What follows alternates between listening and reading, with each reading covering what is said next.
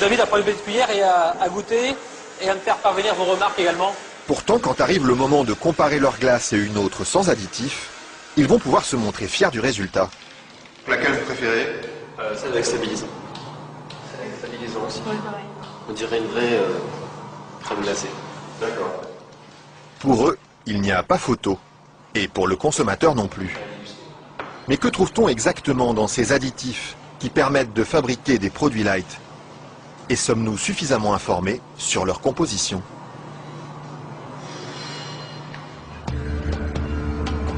C'est à Vilvoorde, à quelques kilomètres de Bruxelles, que nous sommes allés chercher les réponses.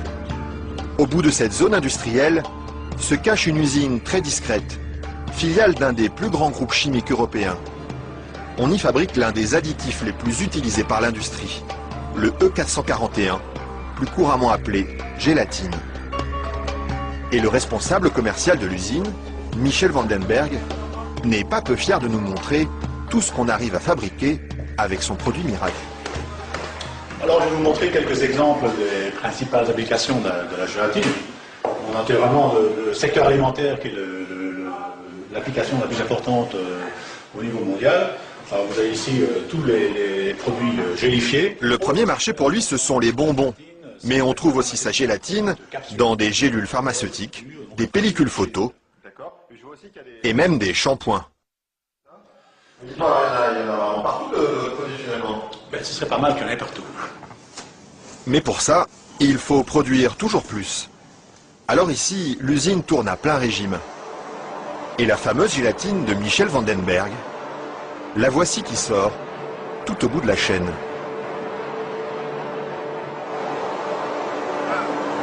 Ça c'est la pâte de gélatine. Là c'est la gélatine. Ce sont ces spaghettis qui collent aux doigts. Il faut à peu près 3 à 4 jours pour arriver jusqu'ici.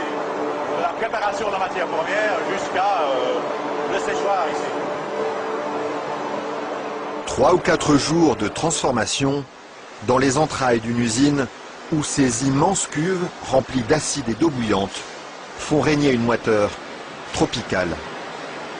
Et au milieu de cette atmosphère étouffante, il y a un détail qui frappe le visiteur et qui pénètre jusque dans les locaux les plus protégés de l'usine. C'est pourquoi ça? Ah, c'est les odeurs. C'est mauvais ici? D'accord, ça dépend. Une odeur âcre, d'acide et de graisse brûlée qui flotte sur tout le site jusqu'à l'extérieur de l'usine. Et la raison de cette odeur, la voici. C'est la matière première avec laquelle on fabrique la gélatine. Ça c'est la matière première. Nous traitons donc la couenne, la peau de porc. D'accord. De la peau de porc qui arrive par palettes entières dans son usine. Une matière première qui ne lui coûte presque rien et qu'il achète dans toute l'Europe. Ceci vient de Hongrie. Ça vient de Hongrie, d'accord. Voilà. Et tous les jours, près de 150 tonnes de couenne de porc attendent dans ce hangar d'être dévorées par un monstre d'acier au nom évocateur, Dinosaurus.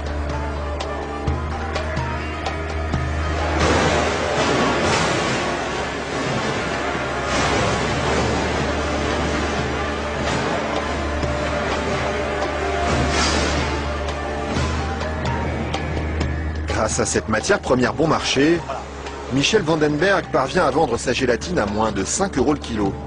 Un prix défiant toute concurrence qui lui ouvre sans cesse de nouveaux marchés. Et celui qui marche bien en ce moment, c'est justement le marché des produits light. Attendez, faut pas filmer ça à 1 minute. Mais voilà, ceci qui est un beurre allégé, 40%. Alors un fromage frais, 0% matière grasse. Et chez lui, on trouve même les plus grandes marques. En marque Danone, taille fine. Une mousse liégeoise de chez Auchan. Voilà, une mousse de la laitière.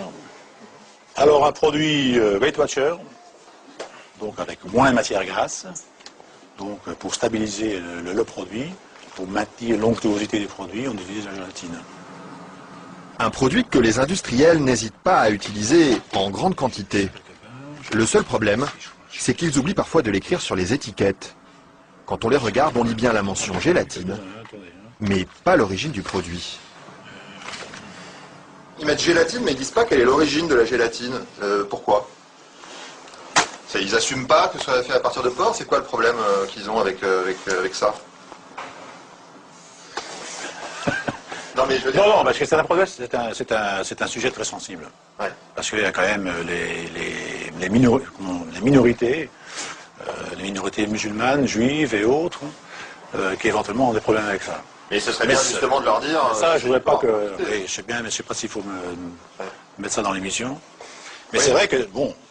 Parce que du coup, ils savent pas si c'est du porc ou de la vache. Du coup, comment ils font pour consommer? C'est ça le problème, il faudrait peut-être leur dire. Une question qui laisse Michel Vandenberg sans voix et à laquelle aucune marque de l'agroalimentaire n'a souhaité répondre, malgré nos nombreuses sollicitations. À croire que la gélatine de porc est un sujet sur lequel il préfère rester discret.